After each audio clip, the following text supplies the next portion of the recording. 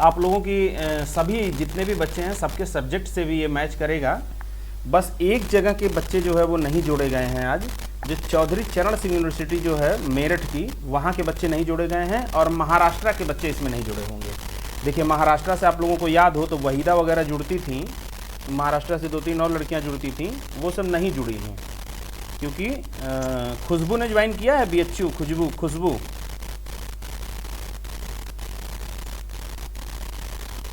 अच्छा, खुशबू भी नहीं ज्वाइन की है, तो ये सबों का जो है ना वो सिलेबस मैच नहीं करेगा, इसलिए ये लोग जो है आज नहीं ज्वाइन कर रहे हैं। और चलिए, तो प्रिंसिपल ऑफ इकोनॉमिक्स क्या है? ये इकोनॉमिक्स क्या शब्द है, ये कहाँ से आया, कैसे आया, किन परिस्थितियों में आया, इसकी ज़रूरत ही क्या पड़ी, या अचानक से अब उत्पन्न होने वाला एक ये शब्द था? तो इस शब्द का अर्थ क्या निकलता है? क्या है प्रिंसिपल ऑफ इकोनॉमिक्स, जिसको हम दूसरे शब्दों में अर्थशास्त्र के नाम से भी जानते हैं? ये एक बहुत ज़्यादा जो है कॉन्सेप्ट पर आधारित जो है एक आप लोगों का सिलेबस है। शुरुआती दौर में जो चीज़ें आएंगी वो एक परिभाषा टाइप की आएंगी, उन परिभाषाओं को आपको जो है कुछ तो याद ही करना पड़ेगा, मजबूरी है, लेकिन कुछ को समझना पड़ेगा। तो आगे चल करके, लेकिन फर्स्ट अध्याय के बाद जब सेकंड चैप्टर आप लोगों का स्टार्ट होगा तो ये पूरा जो है चैप्टर, पूरा जो क्लास चलेगी वो एज पर द कंसेप्ट आधारित चलेगी, जिसमें आपको एक PPT में एक आप लोगों को ग्राफ बना करके जो है वो पढ़ाया जाएगा, क्योंकि बिना ग्राफ के इकोनॉमिक्स पढ़ी नहीं जा सकती, क्योंकि बहुत सारे उसमें क्लॉज आएंगे जिसमें इकोनॉमिक्स को समझने के लिए आपको एक चार्ट की ज़रूरत पड़ेगी। तो वो चार्ट ऑलरेडी बनाया जा रहा है। अभी आज हम प्रथम अध्याय में ये देखेंगे कि डेफिनेशन एंड स्कोप क्या था इकोनॉमी का। ठीक है, तो अर्थशास्त्र की जो, चलिए नेक्स्ट करते हैं। एक बार आप लोग बता दें, सबको आवाज़ वगैरह बराबर आ रही है ना, कोई दिक्कत तो नहीं? जी सर आ रही है। बहुत बहुत धन्यवाद। तो मैं ये कह रहा हूँ, तो अब डेफिनेशन ऑफ इकोनॉमिक्स का इंट्रोडक्शन में अगर देखें तो इसका इंट्रोडक्शन हम कैसे देंगे? What is the intro of this subject? तो प्रमुख उद्देश्य इसके क्या है? अरे भाई, इकोनॉमिक्स से ये खुद बे खुद अपने आप में समझ में आ जाता है कि इकोनॉमिक्स जो है वो कहीं ना कहीं, ये कौन बोल रहा है सर? आपकी आवाज़ नहीं आ रही है। A63 your network issue, your please check your network please, check your network. एक मिनट बता दूं जरा इन लोगों को।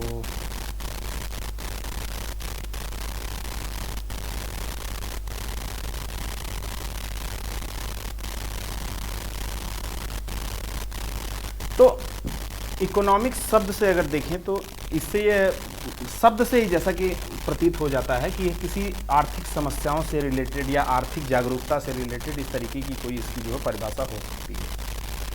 तो अब इसमें देखते हैं, तो ये देखते हैं कि अर्थशास्त्र जो इकोनॉमिक्स है, इसका जो सब्जेक्ट है, जो विषय है, उसमें बहुत सारे मतभेद पाए जाते हैं। इसका कोई ऐसा विश्लेषण नहीं है, ऐसा कोई इसकी डेफिनेशन नहीं है कि एक शब्दों में बस हम आपको बता दें कि अर्थशास्त्र का मतलब यही होता है, क्योंकि बहुत सारे विधिशास्त्री, बहुत सारे अर्थशास्त्री, बहुत सारे जो है क्या नाम है अर्थशास्त्री आए और गए, लेकिन आज तक कोई इसका, सबने अलग अलग अपना सबने अलग अलग मत दिया, लेकिन आज तक किसी ने स्पष्ट रूप से ये नहीं बता पाया कि आखिर ये है क्या।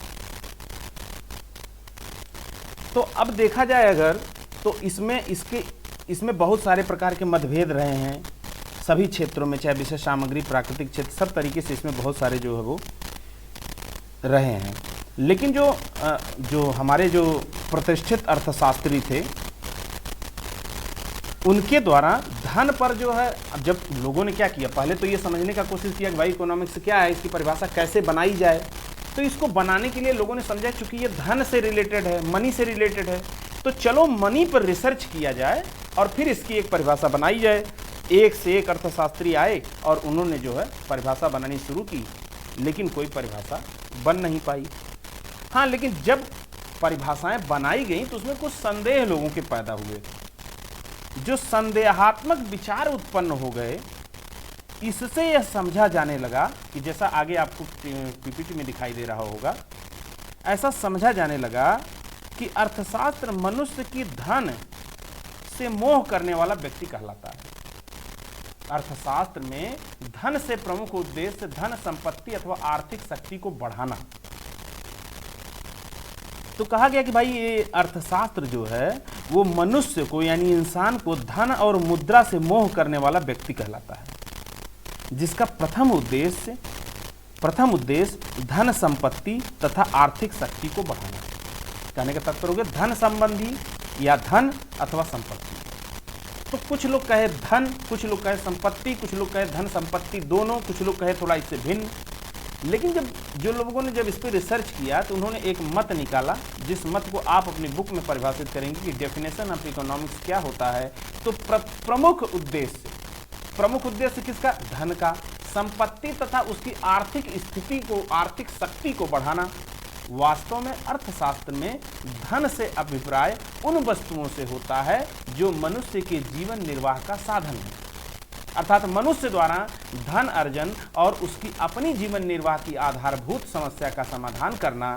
तथा यदि यह कहा जाए कि अर्थशास्त्र इस बात का अध्ययन करता है कि मनुष्य अपनी जीविका की समस्या किस प्रकार हल करता है, तो इसमें कोई अनुचित व निकृष्ट बात नहीं है। तो कहता है कि मनुष्य क्या है भाई? अरे भाई, मनुष्य इसका मेन उद्देश्य हो गया भाई धन और संपत्ति से रिलेटेड। और धन संपत्ति से मतलब आर्थिक शक्ति को बढ़ाना, यानी हमारे पास धन ज़्यादा होगा, हमारे पास जो है संपत्ति अधिक होगी, तो हमारी जो शक्ति है वो क्या होगी? बढ़ेगी। तो वास्तव में अगर देखा जाए तो धन से अर्थशास्त्र का क्या अभिप्राय निकलता है? उन वस्तुओं से होता है। किन वस्तुओं से होता है? उन वस्तुओं से होता है जो मनुष्य के अपने निजी जीवन को जीने के लिए काम आती है, जिसमें मनुष्य का धन अर्जन आ जाता है, और क्या आ जाता है? संपत्तियां आ जाती हैं, और क्या आ जाता है? निजी जीवन में जीने के लिए जो भी आधारभूत समस्या का समाधान है वो सभी आ जाते हैं। मनुष्य अपनी जीविका की समस्या किस प्रकार हल करता है, इसमें कोई अनुचित व निकृष्ट बात नहीं है।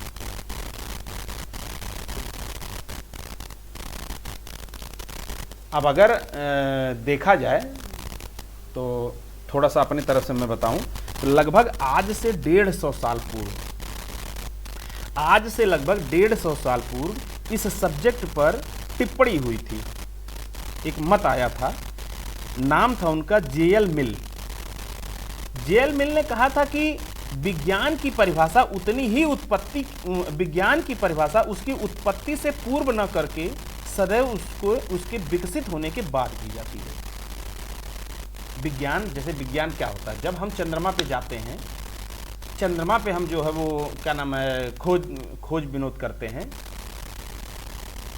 जब हम चंद्रमा पे खोज करते हैं तब हम जब बताते हैं कि हाँ, हमारा विज्ञान का ये संदेश है कि हम चंद्रमा पे गए और खोज किए, यानी कि चंद्रमा की खोज होने के बाद हम उसकी परिभाषा देते हैं कि हमने किस प्रकार से चंद्रमा की खोज की।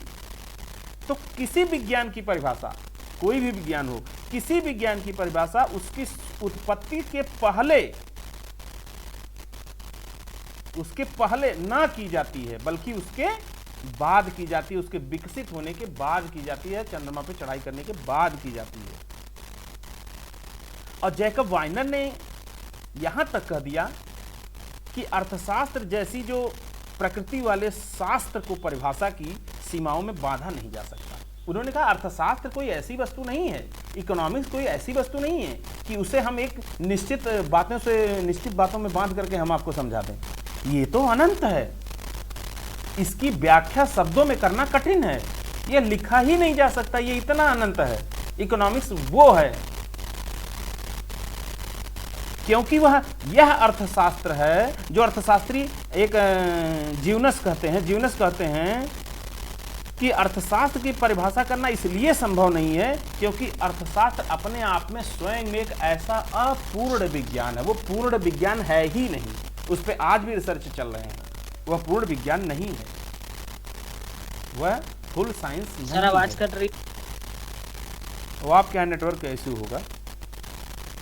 तो किसी शास्त्र का अध्ययन करने से पूर्व उसकी निश्चित तथा वैज्ञानिक परिभाषा होना नितांत आवश्यक है, क्योंकि किसी शास्त्र की परिभाषा ही उसकी सीमाओं को निश्चित करती है। अब अर्थशास्त्र की परिभाषा देने वाले को पूर्व ही उसको पहले समझ लेना चाहिए। मैंने सपोज अगर आपको कहा जाए भैया अर्थशास्त्र क्या है, इकोनॉमिक्स क्या है, इसको थोड़ा परिभाषित कीजिए, तो आपको पहले उसको समझ लेना चाहिए, फिर उसको परिभाषित करना चाहिए। यह एक ऐसा विज्ञान है जो पहले सोचा जाता है फिर बोला जाता है। ये नहीं होता है कि पहले चंद्रमा पर चढ़ते हैं फिर बताते हैं चंद्रमा की क्या स्थिति है, हमारी यात्रा कैसी रही, नहीं, इसको पहले ही परिभाषित किया जाता है। तो आप लोगों को मोटी मोटा अगर ये पूछ लेगा कि डेफिनेशन इकोनॉमिक्स की परिभाषा लिखिए, तो बड़े आराम से आप लिख ले जाएंगे। मुझे मेरे रामायण से इतना तो समझ में आ ही गया होगा। तो अब ये देखते हैं कि अर्थशास्त्र का मीनिंग क्या है, अर्थशास्त्र शब्द कहाँ से आया, कैसे आया। तो कुछ नहीं है, अर्थशास्त्र एक इकोनॉमिक अंग्रेजी भाषा का इकोनॉमिक वर्ड है, जो लैटिन शब्द है इकोनॉमिका, ग्रीक से निकल करके आया। कैसे निकल करके आया कि ग्रीक में इसका नाम था ओकोमेनिया। ओकोमेनिया हुई, ओकोमेनिया में दो शब्दों में ओइकॉस तथा नोमास से बना हुआ है।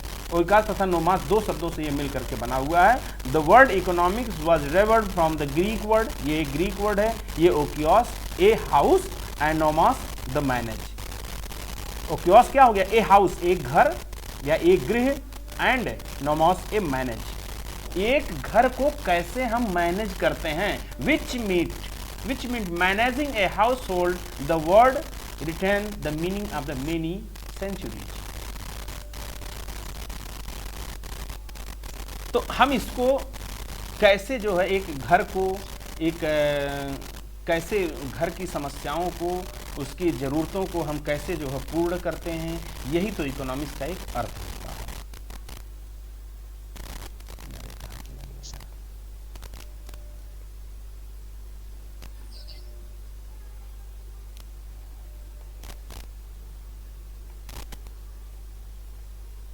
ठीक है, तो इकोनॉमिक्स क्या है, यह अंग्रेजी शब्द का एक इकोनॉमिका शब्द है। इकोनॉमिका, इसकी इकोनॉमिका से इसकी इकोनॉमिक्स नाम पड़ा है। लेकिन इकोनॉमिका जो है वो एक लैटिन शब्द है। लैटिन शब्द इकोनॉमिका से निकल करके आया इकोनॉमिक्स। और ये कहाँ का शब्द है, ये ग्रीक का शब्द है। और इकोनोमिया से हुई, इकोनोमिया से दो शब्द ओइकॉस तथा नोमास। तो ओइकॉस का मतलब क्या होता है, घर होता है। लैटिन भाषा में इकोनॉमास का मतलब, ओइकॉस का मतलब होता है घर, और नोमास का मतलब होता है उसका घर का प्रबंध, तो गृह प्रबंध कह सकते हैं। तो प्रत्येक जितने भी घर होते हैं उनकी जो आवश्यकताएं होती हैं वो सीमित नहीं होती हैं, असीमित होती हैं। आप इसको ऐसे समझ सकते हैं कि आपका घर एक है, आप एक घर में निवास करते हैं। आपके घर में, देखिए अन्यथा मत लीजिएगा, लेकिन आपके घर में अगर गाड़ी घोड़ा सब कुछ है लेकिन एक कार नहीं है, तो बस एक ही कारण होता है कि आपके पास कार नहीं है। अगर आपकी आर्थिक समस्या मजबूत हो जाए तो आप कार लेने में सोचेंगे नहीं और ले ही लेंगे। तो जिसका शाब्दिक अर्थ होता है कि गृह को प्रबंध करना। प्रत्येक गृहस्थ की आवश्यकताएं असीमित होती हैं, ठीक, और इन असीमित आवश्यकताओं की पूर्ति के सीमित साधनों की आवश्यकता होती है, जिसे हम धन या वेल्थ कहते हैं। भाई जाहिर सी बात है कि घर का जो आवश्यकताएं हैं, ज़रूरतें हैं, उन्हें पूरा करने के लिए हमें किसकी ज़रूरत होती है, धन की ज़रूरत होती है। धन से ही सब कुछ आता है। तो उसको हम वेल्थ नाम से भी वो है जानते हैं, और यह भी जानते हैं कि घर की जो ज़रूरतें हैं होती हैं वो सीमित नहीं होती हैं। जितने भी घर होते हैं वो प्रत्येक गृहस्थ अपने धन का इस प्रकार उचित प्रयोग करना चाहेगा कि अधिक से अधिक आवश्यकताओं को संतुष्ट कर सके। हर आदमी धन को इस तरीके से करना चाहता है, कमाना चाहता है, बचाना चाहता है कि अपने जीवन में यूज होने वाली वो हर चीज़ को जो है वो पूरा कर सके। अर्थशास्त्र एक अत्यंत उपयोगी और महत्वपूर्ण एक विज्ञान है। कैसा विज्ञान है? सोशल साइंस है। यह एक सामाजिक विज्ञान है। You can say that the economic is the importance of the human being person as per you can say that the social science. अर्थशास्त्र नामक, अच्छा चलिए बाद में बताते हैं उसको, जिसमें क्या है, जिसमें मनुष्य की क्रियाएं का अध्ययन करना है, मनुष्य की जो क्रियाएं करता है उसका अध्ययन करना। आर्थिक क्रियाएं वे क्रियाएं हैं जिनका संबंध मनुष्य की आवश्यकताओं को संतुष्ट करने वाले सीमित साधनों या धन के प्रयोग से। तो एक इसी में एक चीज निकल करके आती है। अब क्या नाम है, आप लोगों ने नाम सुना होगा चंद्रगुप्त मौर्य का शासनकाल, सबको पता होगा। कौटिल्य का नाम आप लोगों ने सुना होगा। तो भारत में चंद्रगुप्त मौर्य के जब शासनकाल में कौटिल्य थे, कौटिल्य ने अर्थशास्त्र यानी इकोनॉमिक्स नामक पुस्तक की रचना की थी। पुस्तक में अर्थशास्त्र व राजनीति शास्त्र दोनों ही प्रकार के विचार सम्मिलित थे। और आपको याद होगा जिस दिन हम लोग हिस्ट्री पढ़ रहे थे, पुनर्जागरण पढ़ रहे थे, तो पुनर्जागरण में आप लोगों ने अरस्तु का नाम सुना होगा। अरस्तु का यहाँ पे भी हमने कहा ना कि साइंस विज्ञान ऐसा है, मतलब सॉरी हिस्ट्री ऐसा है कि वो सभी प्रकार के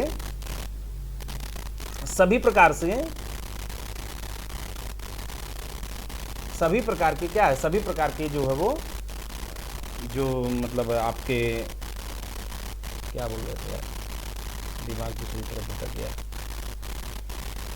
तो सभी प्रकार के जो अर्थशास्त्र तथा राजनीति शास्त्र दोनों प्रकार के विचार को सम्मिलित थे।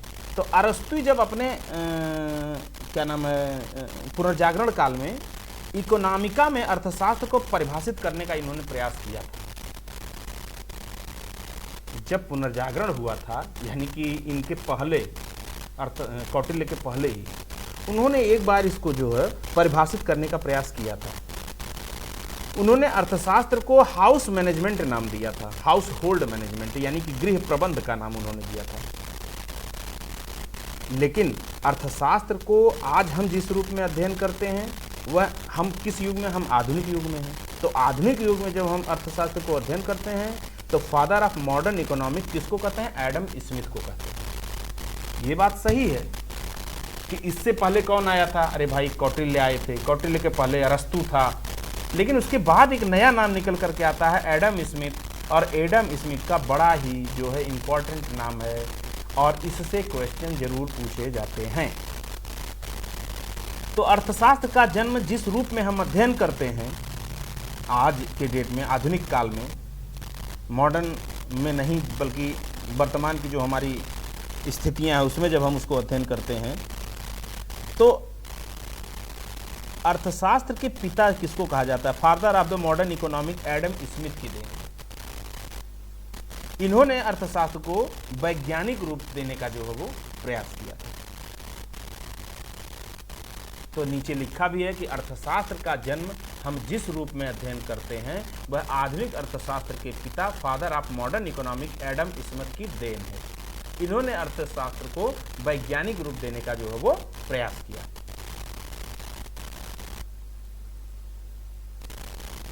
अब जब इन्होंने वैज्ञानिक रूप देने का प्रयास किया तो जाहिर सी बात है कि इन्होंने उसकी कुछ परिभाषाएं दी होंगी कि हम ऐसा क्या कह रहे हैं कि जिसके अनुसार आप ये कह सकते हैं यह जो है वो विज्ञान से संबंधित है। अर्थशास्त्र या फिर आर्थिक जो इसके सिद्धांत हैं उनकी परिभाषा में जो अर्थशास्त्री थे उनमें बहुत गहरा मतभेद था। जब उनमें बहुत गहरा मतभेद था तो इन्होंने उसकी जो है विवेचना कैसे की, उसका इन्होंने परिभाषाएं कैसे निकाली। तो उन्होंने जो परिभाषाएं दी हैं उसको हम आगे पढ़ते हैं कि किन किन तरीकों से इन्होंने कहा कि क्या है ये इकोनॉमिक्स। तो परंपरावादी अर्थशास्त्रियों से लेकर के जो पुराने अर्थशास्त्री थे उनसे लेकर के आज तक के जो अर्थशास्त्री हुए हैं सब ने कुछ न कुछ परिभाषाएं जो है वो देते हुए आए हैं। हाँ, लेकिन कह सकते हैं कि अर्थशास्त्र की जो परिभाषा संबंधी वाद विवाद है वो अभी तक समाप्त नहीं हुआ है, अभी भी चल रहा है। किसी निष्कर्ष पर पहुंचने के लिए यह जरूरी हो जाता है कि अर्थशास्त्र की उपलब्ध सभी जो परिभाषाएं हैं उनकी तुलना की जाए। भाई सब ने कुछ कुछ अलग अलग बात कही, तो हमको किसी लास्ट जगह पर पहुंचने के लिए हमको कम से कम सबके साथ जो है वो क्या नाम है करना पड़ेगा ना, सबकी बातों को सुनना पड़ेगा हमको। अगर किसी का निष्कर्ष निकालना है तो आप सब बच्चे कुछ न कुछ बोलेंगे तो उन्हें सबका निष्कर्ष निकालना पड़ता है। महाराष्ट्र वाला कहता है 7 बजे से क्लास चलेगी, तो बम्बई वाला कहता है सर हमारे यहाँ लेट सोते हैं 9 बजे से क्लास चलेगी, तो आप लोग कहते हैं कि ये क्या नाम है हमारे यूपी वाले की इतनी बजे से चलेगी, तो बिहार वाला इतने, तो हमको सबका सुन करके एक विकल्प निकालना पड़ता है कि नहीं 8 बजे का समय सबसे उचित रहेगा। तो उसी तरीके से सबकी बातों को, जितने भी अर्थशास्त्री थे सबकी बातों को सुन करके एडम स्मिथ ने एक अपना विकल्प मत किया था। उन्होंने इसको 5 वर्गों में विभाजित किया था। उन्होंने कहा था कि एक तो भाई धन संबंधी उन्होंने परिभाषाएं दी, फिर उन्होंने कल्याण संबंधी परिभाषाएं दी, दुर्लभता संबंधी परिभाषाएं दी, आवश्यकता विहीन संबंधी परिभाषाएं दी, और विकास केंद्र से संबंधित परिभाषाएं। तो धन संबंधी परिभाषाओं में वेल्थ डेफिनेशन में इन्होंने क्या कहा, वेल्थ डेफिनेशन में इन्होंने कहा, धन संबंधी जब इन्होंने परिभाषाएं दी तो इन्होंने कहा कि एडम स्मिथ 1723 से 1790 की अपनी पुस्तक an inquiry into the nature and cause of the wealth and nation, इन्होंने अपनी एक पुस्तक बनाई, पुस्तक का ये नाम रखा, और 1776 में इन्होंने इसको मार्केट में लॉन्च कर दिया, प्रकाशित कर दिया। अर्थात इन्होंने इकोनॉमिक्स को राष्ट्र के धन के स्वरूप तथा उनके कारणों की जांच करने वाला शास्त्र माना। उन्होंने कहा ये जो मेरी बुक है, ये बुक अभी भी आती है, आप लोग पढ़ सकते हैं मंगा करके, जो अच्छे लोग होते हैं, अच्छे से लॉ वगैरह करते हैं वो पढ़ते हैं मंगा कर, वहाँ पे जो अर्थशास्त्री होते हैं। जैसे इकोनॉमिक्स, अब देखिए इकोनॉमिक्स सबसे ज़्यादा आपको कब काम देगी, जो बच्चे फाइनेंस सेक्टर में जाएंगे, जो बच्चे क्या नाम है टैक्सेशन सेक्टर में जाएंगे, उन्हें ये ज़बरदस्त काम आएगी। जो शेयर मार्केट, ये वो अर्थशास्त्र अगर अच्छे से आप पढ़ लिए तो आप पूरा शेयर मार्केट समझ जाएंगे और इन्वेस्टमेंट करना वगैरह जान जाएंगे। कंपनियों की चालाकी बहुत ज़बरदस्त मतलब अर्थशास्त्र इकोनॉमिक्स है। मैं कोशिश करूंगा कि मैं अच्छे से अच्छा आप लोगों को, जो अभी तो ये परिभाषा हैं, ये सब तो रटने याद करने वाली वस्तुएं हैं, लेकिन जब कंसेप्ट आधारित चीज़ें आएंगी, जब ये आएगा सीमांत उपयोगिता तथा नियम, विनियम का नियम, नियम की व्याख्यान, मांग तथा मांग के नियम, उदासीनता तथा तटस्थता, सीमांत उत्पादकता, लागत और आगमन, एकाधिकार, ब्याज, ऋण, लगान, ये जब हम लोग आगे पढ़ेंगे, स्वतंत्र के साथ समय, भारतीय कृषि, आप ये समझ जाइए कि मैंने जो है बहुत एक ज़बरदस्त बुक मंगवाई है। ये इस बुक की कीमत वो 9,000 रुपये है। मैं उस बुक से आप लोगों को जो है इकोनॉमिक्स पढ़ाने जा रहा हूँ। सोचिए कितनी लाजवाब ये क्लास चलेगी। मेरा वादा है आप लोगों से कि बिना लिखे, खाली सुन के अगर आप लोग इकोनॉमिक्स को अच्छे से नहीं समझ गए तो फिर सर कहिएगा आप क्या कह रहे थे। और मन से पढ़ाऊँगा इकोनॉमिक्स, क्योंकि एक बार इकोनॉमिक्स पढ़ाने से क्या होगा ना कि मेरा भी रिवीजन बड़े अच्छे से हो जाएगा। बड़ा दिन हो गया इस सब्जेक्ट को पढ़ाने से, इस सब्जेक्ट को मैं पढ़ाता नहीं था एक्चुअली। तो ये है बड़े, हाँ बताइए। मैं कह रहा हूँ 3 दिन रख दो हफ्ते में, 3 दिन चलने दो इकोनॉमिक्स की क्लास। क्यों? जी सर, कॉन्ट्रैक्ट तो बहुत कुछ पढ़ लिया है, पर इसमें इकोनॉमिक्स में अभी कुछ ज्यादा नहीं पढ़ा है बच्चों ने। हाँ, इस वजह से बोल रहा हूँ मैं। अच्छा अच्छा, मैं भी यही सोच रहा हूँ कि थोड़ा उसको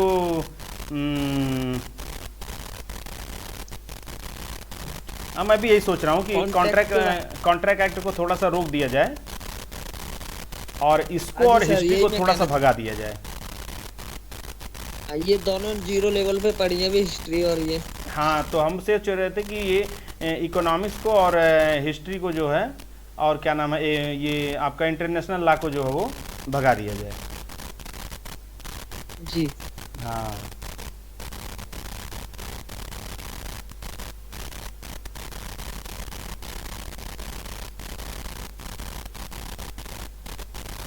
क्योंकि ना सही बात ये है कि हम लोग एक ही सब्जेक्ट लेकर के बहुत आगे भागने से कोई मतलब नहीं निकलेगा, ठीक है।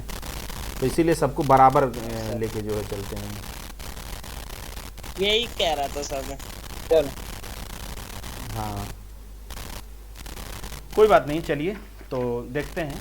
तो एडम स्मिथ ने जो है वो अब चलिए थोड़ा सा हमारा दिमाग इधर उधर भटक रहा था, एक्चुअली मैं पढ़ाते वक्त आप लोगों को मोबाइल में किटिर किटिर कर रहा था, अब मोबाइल बंद और पूरा कंसंट्रेट आप लोगों की तरफ।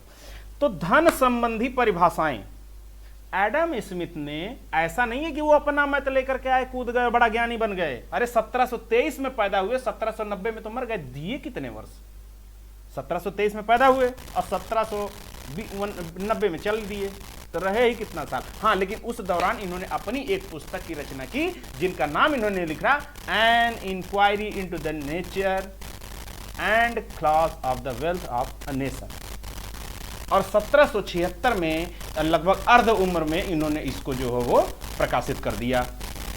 और इन्होंने कहा कि अर्थशास्त्र जो हमारा देश है, देश के धन के स्वरूप को और उसके कारणों की जांच करने वाला ये शास्त्र है। उन्होंने कहा कि मैंने एक हथियार का निर्माण किया है। उन्होंने कहा भाई क्या? तो मैंने कहा देखो यार, मेरी ये जो बुक है ना, ये मेरी बुक का निर्माण मैंने ऐसा किया है कि जो इसको पढ़ेगा वो अर्थशास्त्र के राष्ट्र धन के स्वरूप को तथा उसके कारणों को जान पाएगा। यह एक शास्त्र है मेरा। अतः स्मिथ के अनुसार अर्थशास्त्र वह अध्ययन है जो राष्ट्रों के धन के स्वभाव एवं इनके कारणों की जांच करता है। तो अर्थशास्त्र एडम स्मिथ के अनुसार क्या हुआ? वह अध्ययन है, वह जो आप अध्ययन कर रहे हैं। तो एडम स्मिथ कहते हैं, ये बच्चों जो तुम पढ़ रहे हो ना, जो तुम अध्ययन कर रहे हो ना, इससे तुम राष्ट्र का जो धन है उसके स्वभाव को समझ पाओगे। और ये कैसे आया, कहां से आया, कैसे आता है, क्यों जाता है, इसके कारणों को भी समझ पाओगे। कौन? आप बच्चे। कब? एडम स्मिथ ने कहा। कब पैदा हुए? 1723 में। मरे कर 1790 में। अरे बीचवा में एक तो समय आता 1776 में, तो अपनी किताबिया निकाल दिए थे ना। तो किताबिया में कहा निकाले थे? ये कहे कि एन इंक्वायरी, हमारी बुक क्या करती है? इंक्वायरी करती है। किसका? इनटू द नेचर, प्रकृति का इंक्वायरी करती है। और क्या करती है? Cause of the wealth and nation. तो वेल्थ को क्या समझा आपने? पीछे पढ़ा अभी, धन। तो धन ऑफ नेशन, नेशन क्या है? हमारा राष्ट्र है, अरे हमारा देश है। तो हमारे देश में पैसा आया कैसे, पैसा गया कैसे, इसका पूरा जांच करता है। अरे हमारी किताब ना नॉर्मल सी नहीं है, अरे हमारा ये शास्त्र है पूरा। पैसे का रूप कैसा है, रंग कैसा है, धन का रूप कैसा है, रंग कैसा है, उसकी पूरी जांच करता है। और ये आया कैसे और गया कैसे, इसके पूरे कारण को भी जांच करता है। तो एडम स्मिथ के अनुसार कहा कि मेरा अर्थशास्त्र वह अध्ययन है जो यदि आप बच्चों अगर अध्ययन करते हो तो वो राज्य के, राष्ट्र के, अपने घर के, बाहर के धनों के स्वभाव को जान पाओगे और इनके कारणों की भी जान पाओगे। तो धन संबंधी जो परिभाषाएं हुई तो उसकी कुछ आलोचनाएं भी हुई। ऐसा थोड़ी है कि आप, जैसे मान लीजिए आप कोई बात कह देंगे कि भाई राम ने ही रावण को मारा था, तो ऐसा थोड़ी है कि आप ही की बात 100%, कोई उसमें आ जाएगा टिप्पणी कर देगा हाँ राम मारे थे, अरे बंदरों का सपोर्ट नहीं मिला होता तो मारे होते, हम देखते। यानी क्या कर दिया उन्होंने? क्रिटिसिज्म कर दिया, यानी उन्होंने क्या कर दिया? उसकी आलोचना कर दी। Too much importance of the wealth, तो धन की आवश्यकता का अधिक महत्व। क्या धन की आवश्यकता का अधिक महत्व है?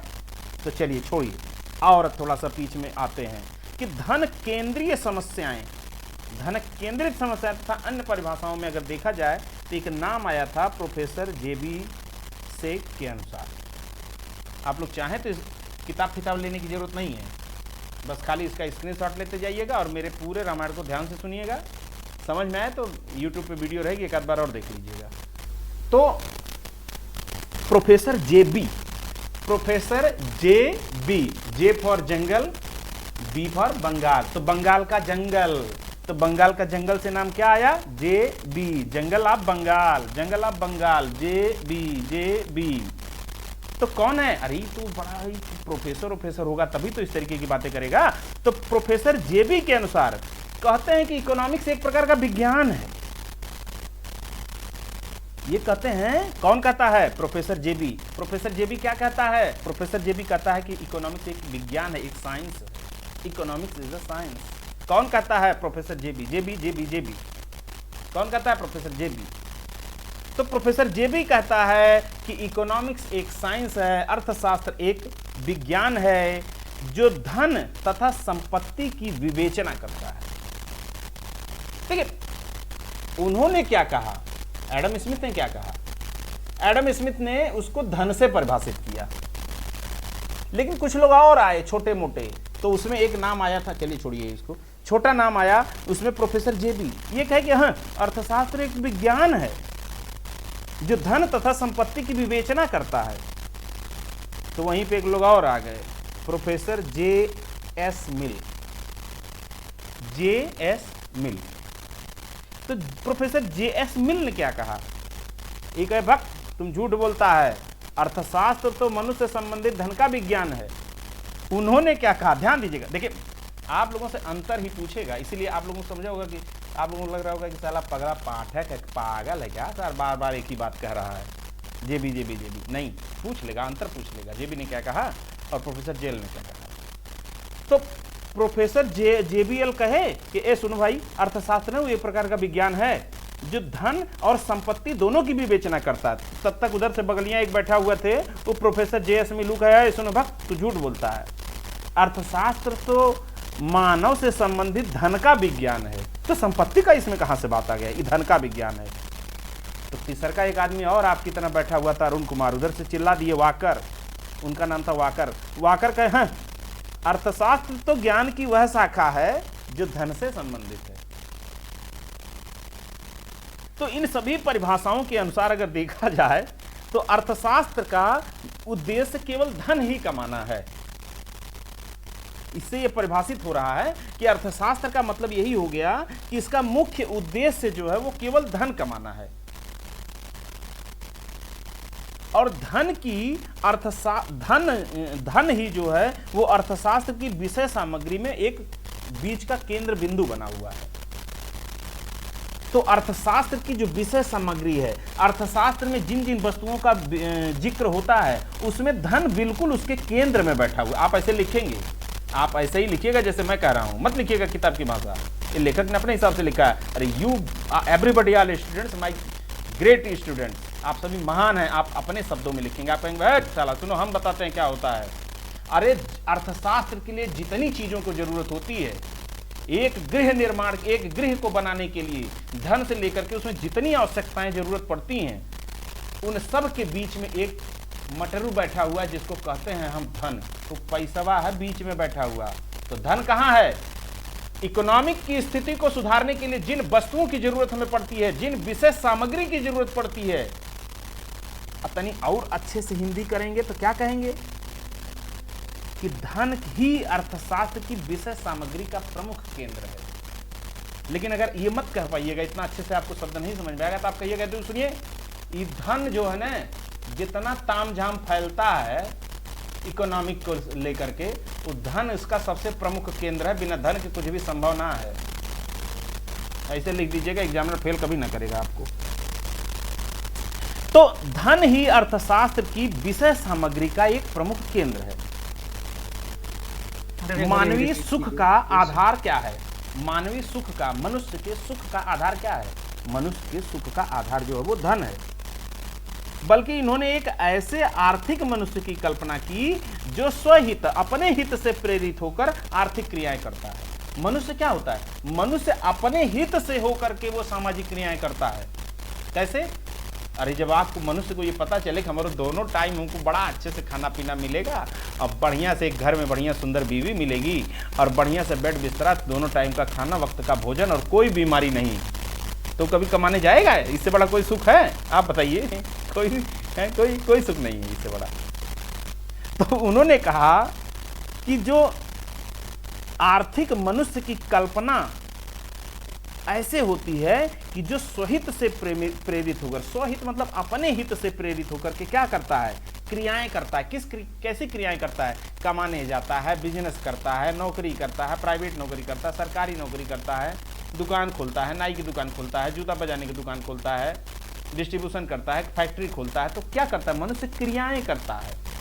किस चीज के लिए क्रियाएं करता है? अपने आधारभूत की स्थिति को सुधारने के लिए, मानवीय सुख को प्राप्त करने के लिए। धन को अर्जित करने के लिए, अपनी आर्थिक स्थिति को सुधारने के लिए, इकोनॉमी को सुधारने के लिए। अब अर्थशास्त्र, हाँ बताइए। अर्थशास्त्र जो है ये देखा गया कि जो ऊपर परिभाषाएं दी गई हैं उनके अनुसार ये हुआ कि अर्थशास्त्र जो है वो एक विषय सामग्री है जिसका केंद्र जो है वो धन है। मानवीय सुख का आधार धन है, मनुष्य के सुखों का आधार धन है, और मनुष्य अपने सुख की कल्पना अपने हित से प्रेरित होकर वह नई नई क्रियाएं करता है। अब इसमें कुछ आलोचना करने वाले भी आ गए, तो लोगों ने कुछ आलोचनाएं भी की। तो आलोचनाएं क्या की? आलोचनाएं क्या की? ये एक मिनट, पीपीटी गड़बड़ा रही है क्या? धन संबंधी परिभाषाएं, धन संबंधी परिभाषाएं में आर्थिक परिभाषाएं, ठीक है ठीक है। तो अब बहुत सारे अर्थशास्त्री आए, सबने बड़ी बड़ी आलोचनाएं की। तो कुछ क्रिटिज्म ऐसे हुए, उसमें एक पहला जो नाम आता है, आप ये कह सकते हैं कि भाई वेल्थ डेफिनेशन। वेल्थ की डेफिनेशन क्या है? धन के से रिलेटेड परिभाषाएं क्या है? धन को हम कैसे परिभाषित कर सकते हैं, यानी मूल्य को हम कैसे परिभाषित करते हैं? धन मतलब आप समझी रहे ना, पैसा कौड़ी, इसको हम कैसे परिभाषित कर सकते हैं? तो एडम स्मिथ ने कहा, एडम स्मिथ ने नहीं कहा बल्कि उनका जो ग्रुप था, जो उनके अनुयायी थे, उन्होंने कहा कि अर्थशास्त्र के अध्ययन में धन पर विशेष बल दिया जाता है। हाँ बिल्कुल सही बात है, अर्थशास्त्र के अध्ययन में धन पर विशेष बल दिया जाता है, और मनुष्य की जो उपेक्षा है, जबकि धन तो एक साधन मात्र है। अर्थशास्त्र जो है वो मनुष्य की एक उपेक्षा है। अरे कार खरीदूंगा उसकी उपेक्षा है, एक मैं कार खरीदूंगा, नया घर खरीदूंगा, उसकी उपेक्षा है। लेकिन इस कार्य को पूरा करने के लिए उसे क्या करना पड़ता है? धन कमाना पड़ता है। तो अर्थ क्या हो गया? अर्थशास्त्र के अध्ययन में धन पर विशेष बल दिया और मनुष्य की उपेक्षा की, जबकि धन को साधन मात्र इसका उपयोग मनुष्य की आवश्यकताओं को संतुष्ट करने के लिए किया गया। तो क्या हुआ? To much importance of the wealth, धन को आवश्यकता से अधिक महत्व दिया गया। जो हमारी नीड है, जो हमारी जरूरत है, उससे ज्यादा महत्व हमने धन को दिया। क्यों? क्योंकि जब तक धन नहीं रहेगा तो हमारी चीजों को पूर्ति नहीं होगी। अब इसमें 19वीं शताब्दी में देखा जाए, जब 18वीं के बाद जब 19वीं शताब्दी आई तो कुछ विद्वान हुए। उसमें एक नाम था, कार्लाइस का नाम था, या ये लिखा है मैंने पीपीटी में, देखिए, जॉन रस्किन नाम था, ठीक है, कार्लाइस नाम था, विलियम मैरिस था, चार्ल्स डिकिंस था। ये सब लोग थोड़ा सा प्रमुख थे। इन्होंने अर्थशास्त्र की बड़ी ही घृणित और दुखदाई विज्ञान बताया। इन्होंने बड़ा ही डिस्मल साइंस बोला उसको, बल्कि इन्होंने यह कह डाला कि science of bread and butter A dismal science. इन्होंने बड़ी इसकी आलोचना की। भाई उधर क्या था, पीछे क्या था? डॉक्टर जेबी से उन्होंने अपनी टिप्पणी दी, प्रोफेसर जे मिल ने अपनी की, वाकर ने अपनी कही, एडम स्मिथ ने अपनी कही। लेकिन इन लोगों की बातों में कुछ लोग खटास भी डालने आ गए। तो किसी ने कहा, जो ये कार्लाइस, रस्किन, विलियम मैरिस और चार्ल्स डिकिंस थे, ये प्रमुख थे। इन्होंने कहा कि बहुत बड़ा दुखदाई विज्ञान, बल्कि रोटी मक्खन का विज्ञान, ब्रेड एंड बटर साइंस का विज्ञान आदि नाम देकर इसकी निंदा की। उन्होंने कहा इकोनॉमिक्स क्या है, अर्थशास्त्र क्या है, धन क्या है। धन के संबंधित इन्होंने ये कहा था, सॉरी मैं माफी चाहता हूँ, मेरे मुंह से इकोनॉमिक्स निकल गया। धन क्या है, धन के से संबंधित इन्होंने उसकी बड़ी आलोचना। इन्होंने कहा कि धन रोटी मक्खन का विज्ञान है। रोटी खाने के लिए मक्खन लगा करके हम रोटी खाएं, इसी के लिए धन की जरूरत पड़ती है, और क्या धन की जरूरत है। ब्रेड एंड बटर साइंस नाम देकर इसकी बड़ी ही निंदा की। और किस टाइप की इन्होंने निंदा की? धन संबंधी तो इन्होंने ये कहा कि भैया साइंस क्या science of bread and butter and dismal science. Dismal science का दुखदाई विज्ञान, दुख देने वाला विज्ञान इन्होंने इसको बताया, धन को यानी पैसे को। और रोटी मक्खन का विज्ञान इन्होंने कहा, और इससे यही सब नाम दे करके इन्होंने जो है इसकी निंदा की। तो अब यह समझ में आया हुआ कि दूसरा मनुष्य की कल्पना, मनुष्य की कल्पना। तो मनुष्य की कल्पना, concept of the economic man.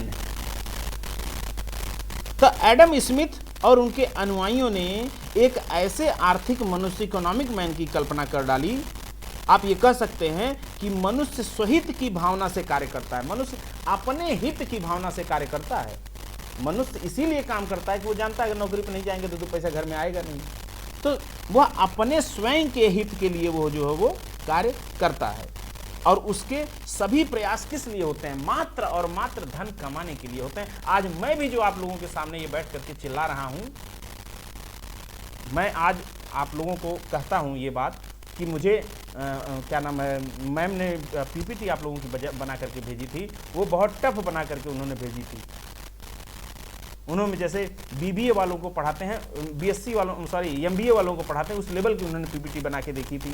मैंने आप लोगों का सिलेबस देखा, मुझे लगा नहीं उतनी हार्ड पीपीटी नहीं होनी चाहिए, क्योंकि इकोनॉमिक्स आपसे सिंपल पूछा गया है। मैंने पीपीटी का पूरा जो है वो कल शाम को मुझे सुबह पता चला कि अंकिता को उसके फादर जर्मनी लेके जा रहे हैं, उसकी हालत सीरियस हो रही है। डॉक्टर ने जवाब दे दिया है, तो दिल्ली डॉक्टर ट्रांसफ़र किए, लेकिन वो कहा दिल्ली नहीं, विश्व की सबसे अच्छी व्यवस्था जर्मनी में है। वो पैसे वाले घराने छुट्टी से जर्मनी लेकर के गए। हम 3 लोग थे, मैं और अजय सर और साहू सर, तीनों लोग जो है कल कार में बैठे, सुबह सीधे हम लोग जो है उसके एयरपोर्ट पहुँचने पहले हम लोग लखनऊ एयरपोर्ट पहुँच गए। और हम पहुँच गए वहाँ, लोग पानी का बॉटल वॉटल लेके गए। जैसे मैं अंकिता के पास गया, उसने मेरा हाथ पकड़ लिया। वह बोलने में सक्षम नहीं थी, वह बोल नहीं सकती थी, और वह मानसिक रूप से जो है वो बीमार थी, यानी कि मानसिक स्थिति उसकी जैसे पागलपन टाइप का उसका हो गया था। लेकिन फिर भी उसने ये पहचाना कि ये टीचर मुझे पढ़ाता है, और मैं उसको बहुत पहले से, आप लोगों से काफ़ी पहले से मैं उसको पढ़ाता आ रहा हूँ। तो उसने मेरा हाथ पकड़ लिया और मेरे आंसू आ गए। उसकी माँ मुझे आकर के, मुझे उसको चुप कराना चाहिए, उसकी माँ मुझे आकर के चुप करा दी। तो एक बड़ा ही भावुक पल था, और मैं इसीलिए कल रात में आप लोगों की क्लास नहीं ले पाया। लेकिन मैंने पूरी रात जाग करके और पूरा दिन मेहनत कर करके इस पीपीटी को साधारण सरल शब्दों में तैयार किया है। तो ये सारा प्रयास किस लिए हुआ है? वो सारा प्रयास इसलिए हुआ है कि मैं अपने परिवार को चलाने के लिए, अपने शादी तो हुई नहीं, लेकिन मम्मी पापा भाई बहन सबको खर्चा चलाने के लिए, अपने घर की किस्त सही से जमा हो जाए, इलाहाबाद फ्लैट की किस्त सही से जमा हो जाए, इसके लिए मैं आपको रात भर चिल्ला रहा हूँ, दिन भर पीपीटी बना रहा हूँ। कितनी किताबें, principle of economics doctor SR मायने, गौरव आहूजा, अर्थशास्त्र एक परिचय, central law publication Lakshmi Singh. तीसरी किताब कहाँ गई? हाँ, ये क्या नाम है, इंटरमीडिएट एंड 12th की इकोनॉमिक्स 2, एक साहित्य भवन पब्लिकेशन आगरा की किताब, और एक जो है क्या नाम है, जो वो क्या नाम है, जो आपका ये CBSE वाली चलती है। ये 4 किताबों को मिला करके टॉपिक निकाल के छांट करके ये पीपीटी आप लोगों के लिए बनाई गई। तो इसको मेहनत को आप लोग ज़्यादा मत जाने दीजिएगा। समझाने का बस आप लोगों को इतना ही मतलब था कि आर्थिक मनुष्य की कल्पना से क्या तात्पर्य है। तो आर्थिक मनुष्य की कल्पना से तात्पर्य है कि जो क्या नाम है, एडम स्मिथ ने कहा, तो एडम स्मिथ ने कहा कि मनुष्य अपने हित के लिए कमाता है, अपने हित के लिए वह कार्य करता है। उसके सभी प्रयास किस लिए होते हैं? धन प्राप्ति के लिए होते हैं। यानी मैं भी आपसे अगर क्लास आपको फ्री में पढ़ा रहा हूं तो धन प्राप्ति के लिए कमा रहा हूं। आप नहीं पैसा दे रहे हो तो क्या कोई और दे रहा है? विधि सेवा संघ दे रहा है। भाई साहब मोटा पैसा देता, बहुत मोटा पैसा देता, आप लोग सोच ही नहीं पाओगे कितना पैसा वो मुझे देता है। मतलब लाखों करोड़ों में नहीं देता है, लेकिन जो मेरी क्षमता है, जिस लेवल का मेरा विवेक और वो है, उस हिसाब से बहुत अच्छा पैसा देता है। तो मैं इस तरीके से आप लोगों को चिल्लाता हूँ किस लिए? ताकि वो मुझे पैसा दे। वो आपके बगल में जो 3-3 हज़ार लोग जुड़ते हैं वो सब पैसा देते हैं भैया।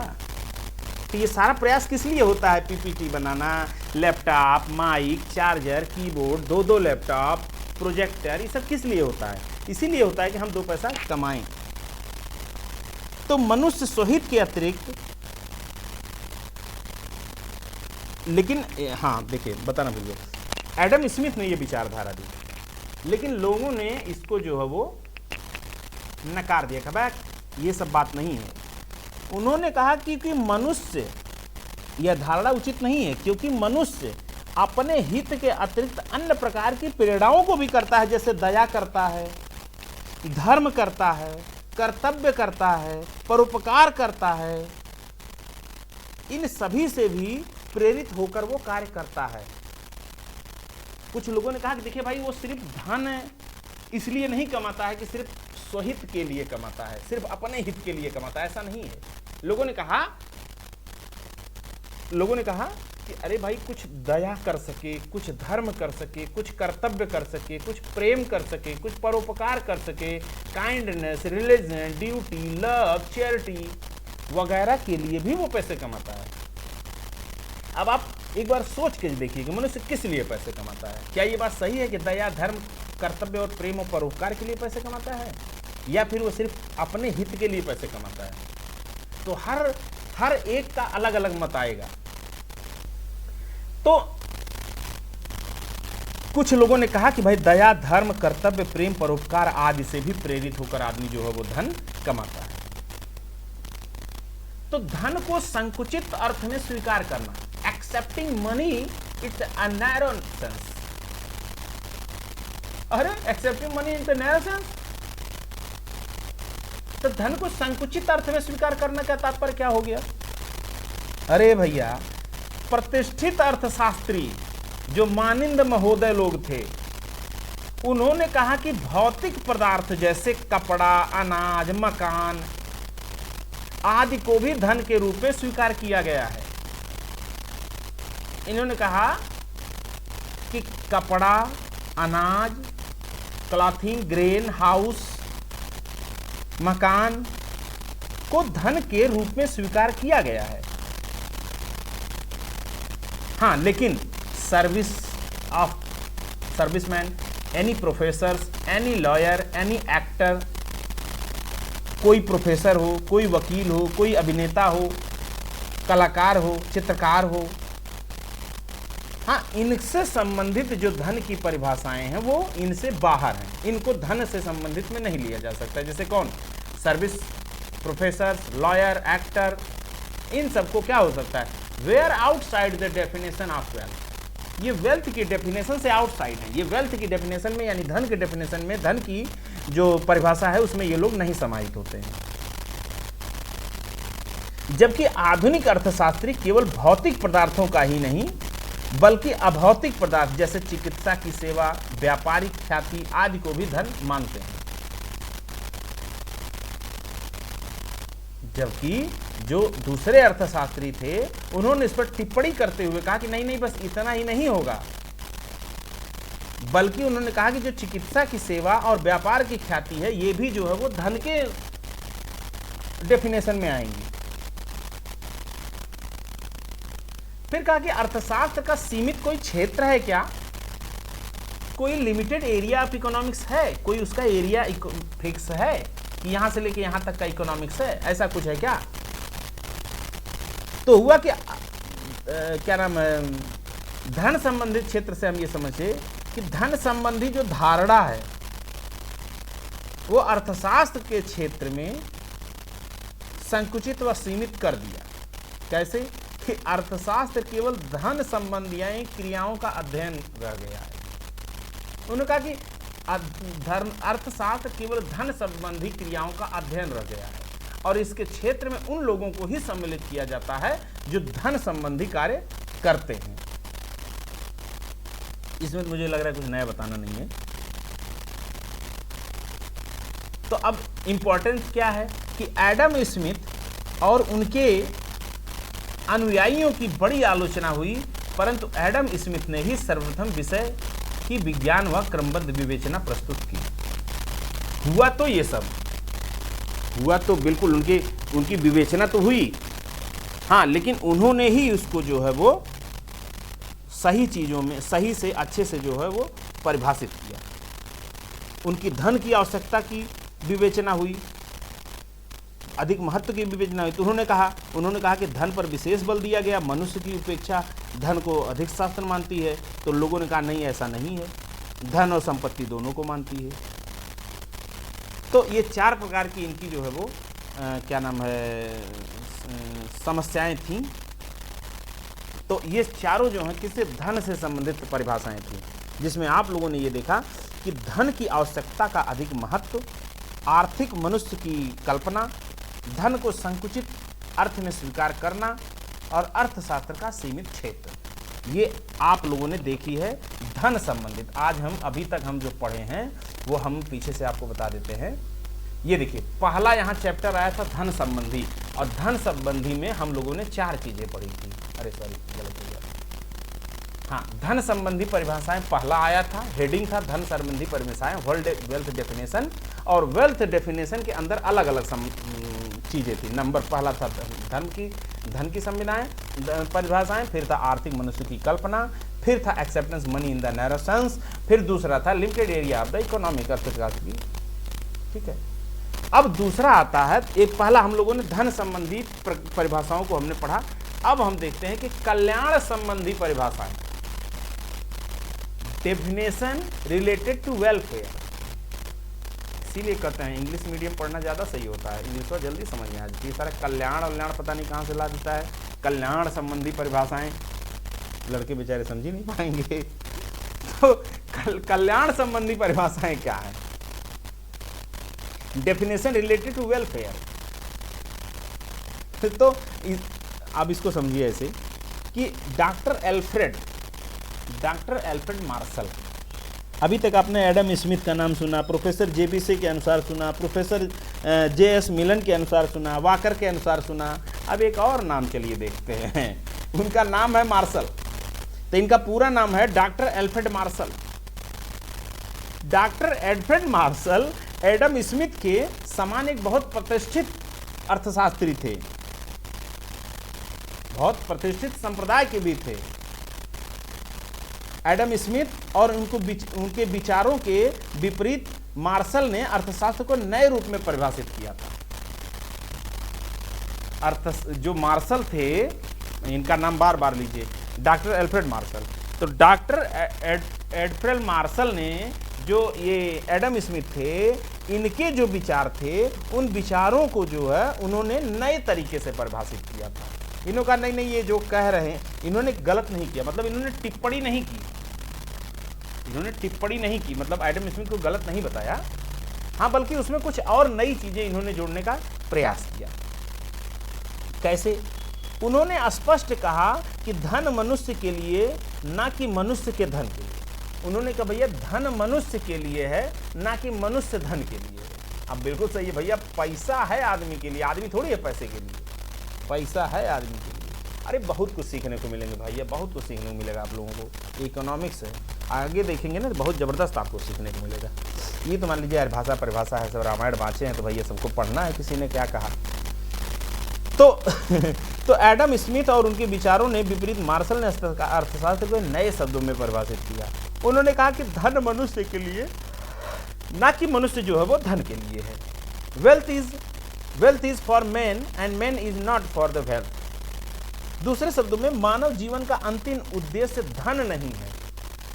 क्या मनुष्य के जीवन का एक अंतिम उद्देश्य धन? हाँ, कुछ लोगों का होता है कि धन ही है। हमारे कुछ स्टूडेंट्स हैं वो पैसा ही नहीं देना चाहते हैं, बकाया लगाए रहेंगे, एक महीना बकाया हो जाए। हम भी कहते हैं कि रामायण हम फ्री में बाँच रहे हैं, तो आओ तुम भी सुनो यार, कौन सा हमारे घर से जा रहा है, चलो नहीं पैसा दोगे 1 महीने बाद देना। फिर वो भाग जाते हैं, पढ़ के पूरा सिलेबस पूरा करेंगे, फिर धीरे से निकल जाएंगे, और फिर पैसा नहीं, मोबाइल ये बंद हो जाएगा उनका। फ़ोन करते रहती है मैडम, वहाँ फ़ोन करते रहती हैं, पैसा फ़ोन में नहीं उठाएंगे। तो कुछ लोग ऐसे भी होते हैं कि उनका मात्र उद्देश्य होता है केवल धन कमाना, धन बचाना। दूसरे शब्दों में मानव जीवन का उद्देश्य धन नहीं है, धन तो केवल एक साधन मात्र है। ये किसने कहा? मार्शल ने कहा। बार बार बोलिए मत आप लोग, मार्शल ने कहा, एल्फ्रेड मार्शल। धन तो केवल साधन मात्र है और साध्य तो मानव कल्याण है। और मार्शल के विचारों का समर्थन कर उसके समकालीन अर्थशास्त्री जैसे पीगू कैनन, क्लार्क आदि द्वारा भी किया गया। ये जरूरी नहीं आप लोग पीगू कैलन कार को याद रखें, थोड़ा सा मैंने आगे बढ़ के पढ़ा दिया। तो बहुत सारे समकालीन अर्थशास्त्री हुए।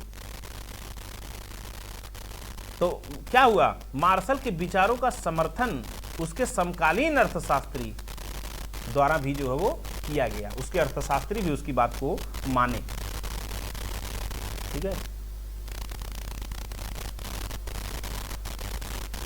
हाँ अब चलिए थोड़ा देखते हैं। बल्कि मार्शल ने, चलिए रुकिए दूसरे तरीके से बताते हैं। मार्शल के अनुसार, अगर मार्शल के हम कहें तो मार्शल का ये कहना था कि अर्थशास्त्र जो इकोनॉमिक्स है जीवन के साधारण व्यवसाय के संबंध में मनुष्य की क्रियाओं का अध्ययन करता है। उन्होंने कहा कि ये जो अर्थशास्त्र है, ये जो लोग छोटा मोटा जो बिजनेस करते हैं उनके संबंध में जो मनुष्य क्रिया करता है उन क्रियाओं का जो है वो अध्ययन करना ही इकोनॉमिक्स कहलाता है। इसमें इस बात की जांच की जाती है इस अर्थशास्त्र से। अर्थ देखिए, अभी लोग आप लोग धन पढ़ रहे थे, अब ये धन के विषय में लोगों ने कहा। अब ये आप पढ़ रहे हैं कि मार्शल ने सबसे पहले अर्थशास्त्र के विषय, आप लोगों ने ये पढ़ लिया कि एडम स्मिथ ने अर्थशास्त्र के बारे में क्या कहा, फिर एडम स्मिथ ने बात कहा तो उनमें क्या क्या लोगों ने टिप्पणियां की, क्या क्या लोगों ने उसमें विरोध व्यक्त किया। तो अब आप देखेंगे कि मार्शल क्या बोले। तो मार्शल के अनुसार अर्थशास्त्र जीवन के साधारण व्यवसाय के संबंध में मनुष्य की क्रियाओं का अध्ययन करना है।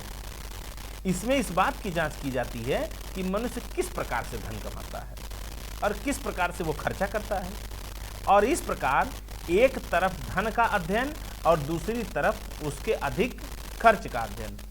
तो महत्वपूर्ण विषय है कि मनुष्य के अध्ययन का एक भाग।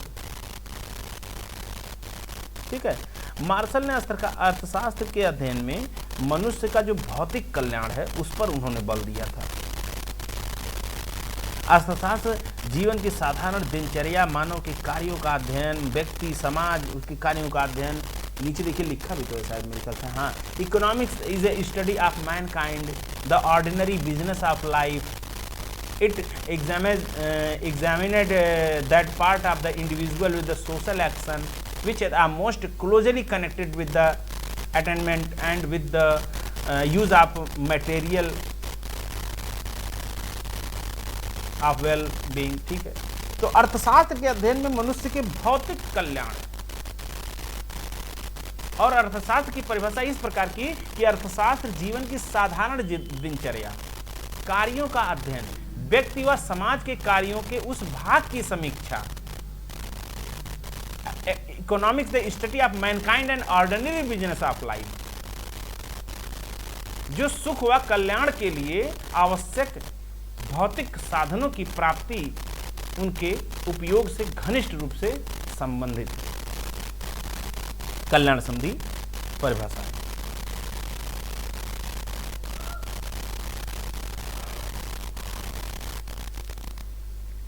डेढ़ घंटा हो गया यार, 2 घंटा 20 मिनट। तो अब ये देखते हैं कि इन्होंने जो परिभाषाएं दी, तो इन्होंने भी जैसे एडम स्मिथ ने अपने कुछ विचार व्यक्त किए थे, तो इन्होंने भी जो अपनी परिभाषाओं की विशेषताओं में कुछ जो है हेडिंग डाल कर, देखिए हेडिंग डाल करके विशेषताएं समझाने में अच्छा लगता है, मज़ा भी आता है।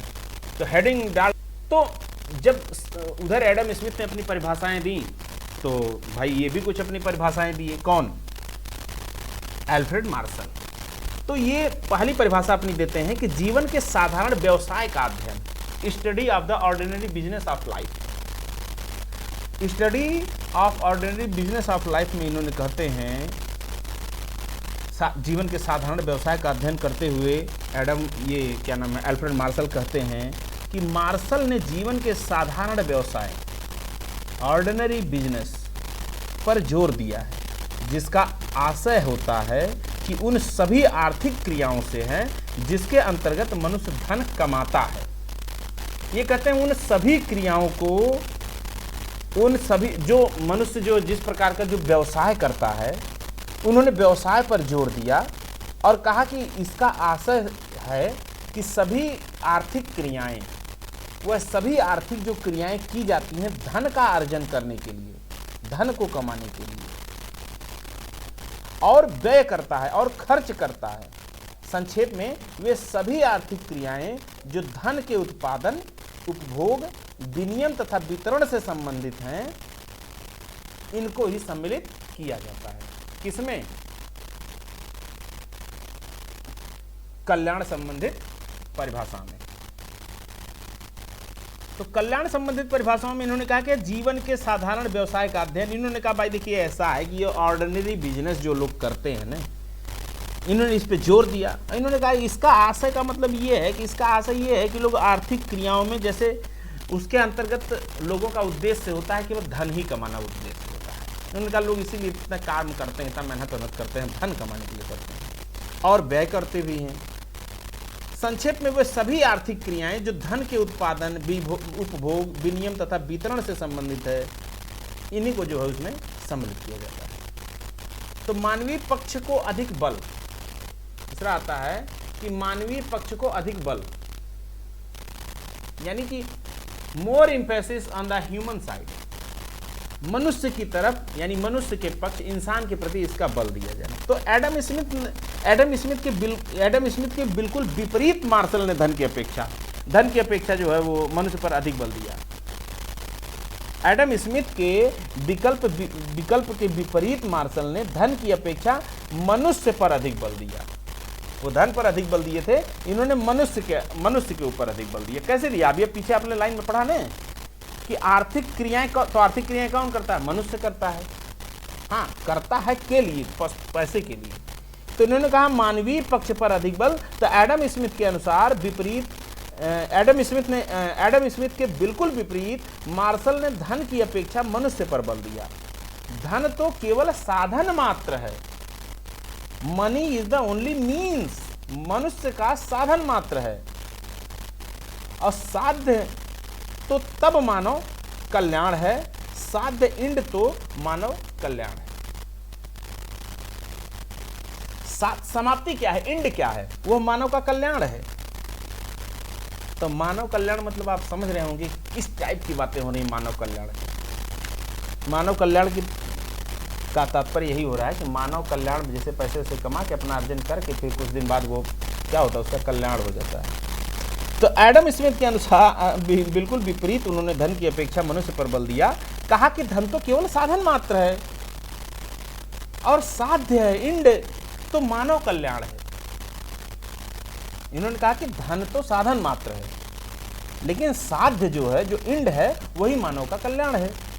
इस प्रकार मार्शल ने अर्थशास्त्र को धन शास्त्र से उठाकर मानव शास्त्र बना दिया। तो बस इतनी बात आप याद रखेंगे। क्या यहां बीच में मैं टोक रहा हूं, आप याद रखेंगे एडम स्मिथ ने कहा था कि अर्थशास्त्र को धन शास्त्र, लेकिन मार्शल ने कहा धन शास्त्र से ऊपर मानव अर्थशास्त्र से ऊपर धन शास्त्र से ऊपर मानव शास्त्र। तीनों ने आलोचना नहीं की किसकी? एडम स्मिथ की, बल्कि इन्होंने उनके शब्दों में जोड़ दिया। उनके शब्दों में उसने कहा था एडम स्मिथ ने कि अर्थशास्त्र को धन शास्त्र कहा गया, लेकिन उन्होंने कहा भाई देखिए ऐसा नहीं है, अर्थशास्त्र तो धन शास्त्र है, लेकिन ये मानव शास्त्र भी है, ये मानव शास्त्र है, मनुष्य का शास्त्र है। ठीक है। अब आगे की परिभाषा में इन्होंने एक नाम और नीचे हेडलाइन जुड़ती चली जा रही है कि वैज्ञानिक अध्ययन, साइंटिफिक स्टडी क्या है इसके प्रति। तो वैज्ञानिक अध्ययन में मार्शल के अनुसार अर्थशास्त्र का अध्ययन वैज्ञानिक होना चाहिए। इन्होंने कहा देखिए अर्थशास्त्र का जो अध्ययन है, जो पढ़ाई लिखाई है, वो बिल्कुल वैज्ञानिक दृष्टिकोण से होनी चाहिए, ताकि अर्थशास्त्र के क्षेत्र के अंतर्गत वर्तमान समस्याओं के समाधान और अतिरिक्त ऐसे सिद्धांतों को भी वो सम्मिलित किया जाए जिससे मानव के कल्याण में जो है वो वृद्धि मिले। इन्होंने कहा देखिए ऐसा है कि अर्थशास्त्र का अध्ययन तो वैज्ञानिक होना चाहिए, इसको वैज्ञानिक के तरीके से जो है पढ़ा जाना चाहिए, ताकि अर्थशास्त्र के क्षेत्र के अंतर्गत जो वर्तमान में जो अभी आज की जो समस्याएं हैं इस क्षेत्र में, उसका समाधान अतिरिक्त ऐसे सिद्धांतों पर सम्मिलित किया जाए जिससे कि मानव के कल्याण में वृद्धि हो। इन्होंने कहा कि देखिए उसको ऐसे नहीं करना चाहिए, बल्कि जो इंसान की समस्याएं वगैरह हैं उनको देखते हुए इसका निर्माण होना चाहिए, ताकि इंसान की समस्याओं को उनसे जो है मानव को जो है वृद्धि के कराई जा सके, उनको गर्त से निकाला जा सके। तो हुआ क्या, कल्याणकारी अर्थशास्त्र की धारणा का विकास। तो कल्याणकारी अर्थशास्त्र की धारणा का विकास, तो development of the concept of welfare economic. English तो जबरदस्त समझ में आता, तुरंत समझ में आ गई। देखिए अब इसमें देखो कल्याणकारी अर्थशास्त्र की धारणा का विकास, और इंग्लिश में देखो डेवलपमेंट, सबको समझ में आता है। Development of the concept of the welfare economic. Welfare मतलब क्या हो गया, वही हो गया कल्याणकारी अर्थशास्त्र। तो कंसेप्ट क्या हो गया, धारणा। डेवलपमेंट क्या हो गया, विकास। इंग्लिश तो लेकिन ज्यादा समझ में आती है, हिंदी या कम। तो development of the concept of the welfare economic. तो मार्शल ने सर्वप्रथम इस धारणा को स्वीकार किया। कहा कि अर्थशास्त्र मूल रूप से एक आदर्श विज्ञान, नॉर्मेटिव साइंस है। उन्होंने कहा कि अर्थशास्त्र मूल रूप से एक आदर्श विज्ञान, नॉर्मेटिव साइंस है, और एक अर्थशास्त्री के उद्देश्य केवल खोज एवं व्याख्या करना ही नहीं, बल्कि आर्थिक समस्याओं का समाधान करते हुए मानव कल्याण में जो है वो वृद्धि करना है। और इस प्रकार मार्शल ने एक नए अर्थशास्त्र की धारणा को जो है वो विकसित किया, जिसे कल्याणकारी अर्थशास्त्र, वेलफेयर इकोनॉमिक का नाम दिया गया। तो कल्याणकारी अर्थशास्त्र में क्या हुआ कि मार्शल ने सबसे पहले इस धारणा को स्वीकार कर लिया। उन्होंने कहा कि अर्थशास्त्र मूल रूप से एक विज्ञान है, और एक अर्थशास्त्री का उद्देश्य केवल खोज एवं व्याख्या करना ही नहीं, बल्कि आर्थिक समस्याओं का समाधान करना भी है, जिससे कि मानव का जो है निरंतर तरीके से वो वृद्धि हो सके। इस प्रकार मार्शल ने नए अर्थशास्त्र की भाषा को विकसित किया, जिसे कल्याणकारी अर्थशास्त्र या वेलफेयर इकोनॉमिक का नाम दिया गया। आगे जब जाएंगे आपने तो इनको एक एक को डेफिनेशन को बड़े, आप ये आगे जाएंगे तो आपको चैप्टर मिलेगा वेलफेयर इकोनॉमिक का पढ़ने का, तो बहुत विस्तृत तरीके से वहाँ पे पढ़ना पड़ेगा। अभी यहाँ तो बस ऐसे इन्होंने क्या कहा, ये कहा, वो कहा, ऐसे कहा, बस पढ़ लिए हैं। फिर एक नीचे 5वीं लाइन जुड़ गई, ये कहती है कि अर्थशास्त्र विज्ञान और कला दोनों है। Economic is both science and art. तात्पर्य क्या है कि मार्शल के अनुसार अर्थशास्त्र एक वास्तविक विज्ञान है, आदर्श और विज्ञान कला है। ये अर्थशास्त्र में विषय सामग्री का अध्ययन क्रमबद्ध तरीके से किया जाता है। अर्थशास्त्र में जो इसका ज्ञान होता है, वो अध्ययन किया जाता है, वो क्रमबद्ध तरीके से किया जाता है, जो मनुष्य के भौतिक कल्याण से संबंधित है। किंतु मनुष्य के कल्याण के लिए जब आदर्शों को कार्य के रूप में परिणित किया जाता है, तब वह कला का रूप ले लेता है। इन्होंने कहा कि अर्थशास्त्र एक वास्तविक विज्ञान है, हाँ, आदर्श विज्ञान और कला है। अर्थशास्त्र में विषय सामग्री का अध्ययन क्रमबद्ध तरीके से किया जाता है, इसलिए यह वास्तविक विज्ञान है और यह आदर्श विज्ञान भी है, क्योंकि यह उन आदर्शों का अध्ययन है जो मानव के भौतिक कल्याण से संबंधित है। किंतु मानव कल्याण के लिए अब आदर्शों का कार्य रूप में परिणित किया जाता है, तब वह कला का रूप ले लेता है। तो वास्तविक और सामाजिक क्या है? वास्तविक और सामाजिक व्यक्ति है कौन, रियल पर्सन कौन है, एंड सोशल पर्सन कौन है? तो अर्थशास्त्र में केवल उन व्यक्तियों की आर्थिक क्रियाओं का ही अध्ययन किया जाता है जो वास्तविक व मानसिक हों।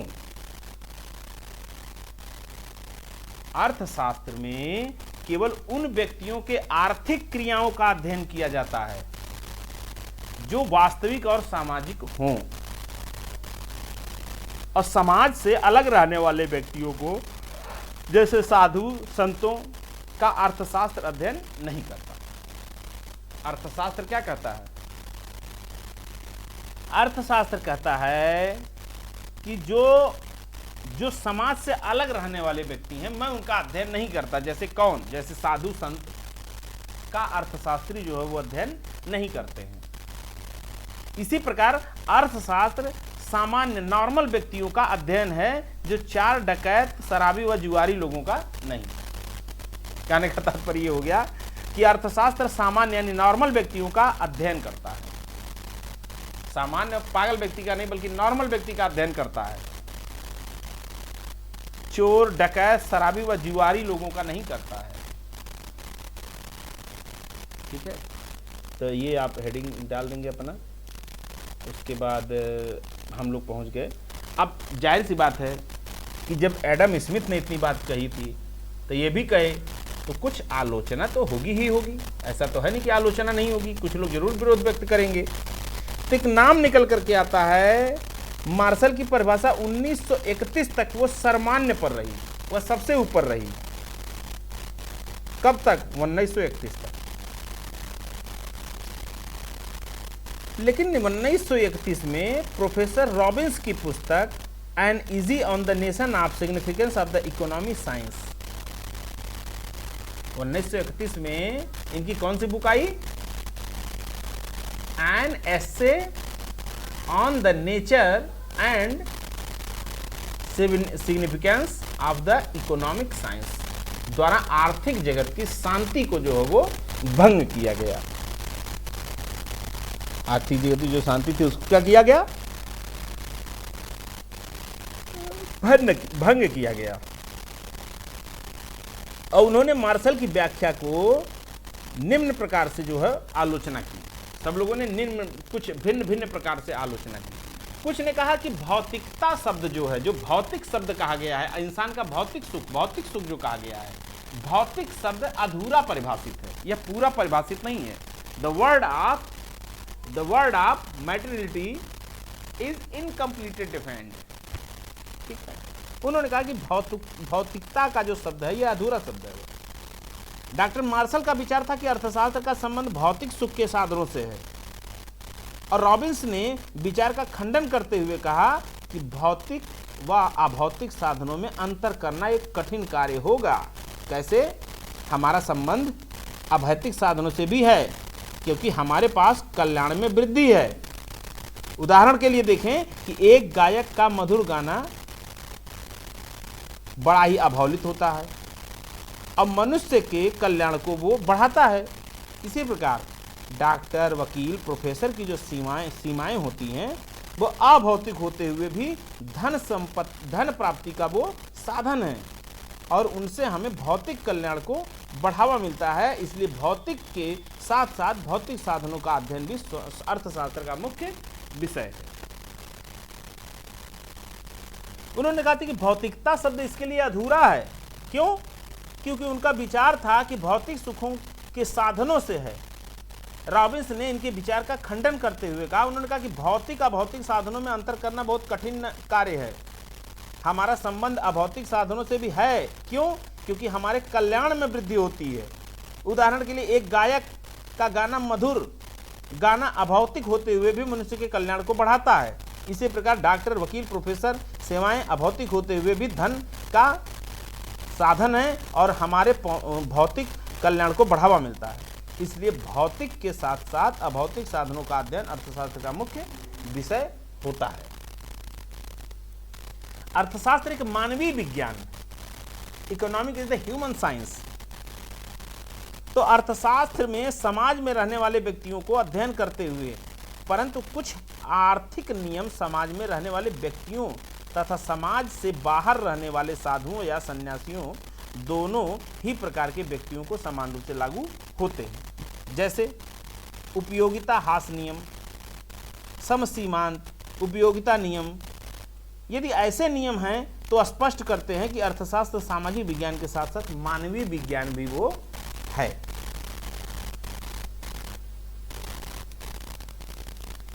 तो परिभाषा का वर्णनात्मक होना परंतु विश्लेषण ना होना, definition to be descriptive but not analytical. तो तो क्या है कि रॉबिन्स के अनुसार, रॉबिन्स ने कहा कि मार्शल की परिभाषा का सबसे बड़ा दोष जो है वो क्लासिफिकेटरी है, उसका वर्गीकरण है। मार्शल ने मानवीय क्रियाओं को भौतिक, अभौतिक, आर्थिक, अनार्थिक जीवन के साधारण, असाधारण व्यवसाय में बांटकर अनावश्यक भ्रम लोगों में पैदा कर दिया।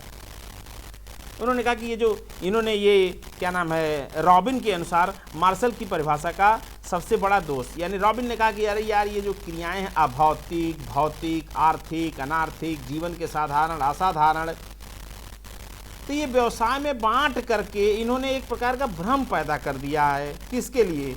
अर्थशास्त्र के लिए, और तथा अर्थशास्त्र के क्षेत्र में इसको सीमित बना दिया है।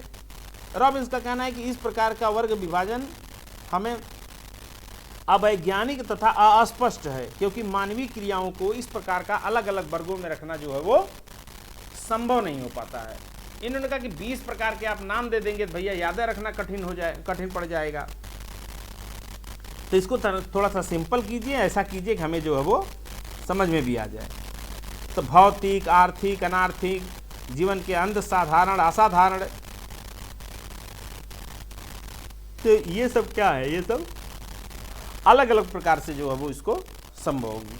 तो जीवन के साधारण व्यवसाय वाक्यांश पर अस्पष्ट होना, life simple business affairs classification, जीवन के साधारण व्यवसाय वाक्यांश का स्पष्ट होना। तो जीवन के साधारण व्यवसाय से आप क्या समझे? तो डॉक्टर रॉबिन्स के अनुसार मार्शल की परिभाषा की गई कि मानव जीवन के लिए साधारण व्यवसाय संबंधित क्रिया वाक्यांश अस्पष्ट है।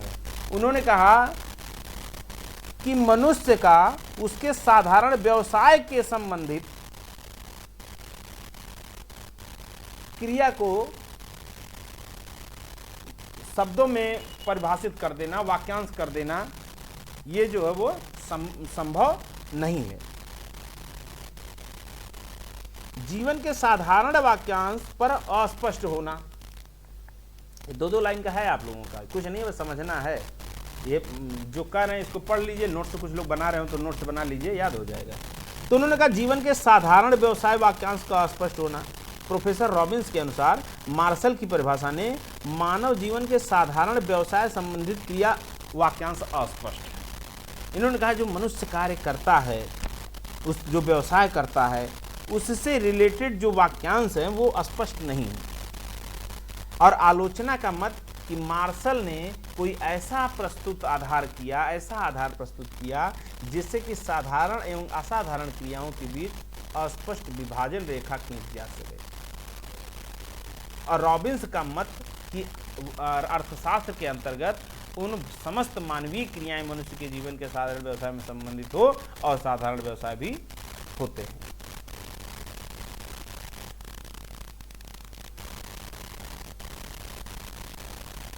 तो अर्थशास्त्र को कल्याण से संबंध जो दिया गया, तो अर्थशास्त्र के अनुसार अर्थशास्त्र का अध्ययन एक शुद्ध वास्तविक विज्ञान के रूप में जाना चाहिए और इसका मानव कल्याण से कोई संबंध नहीं होता।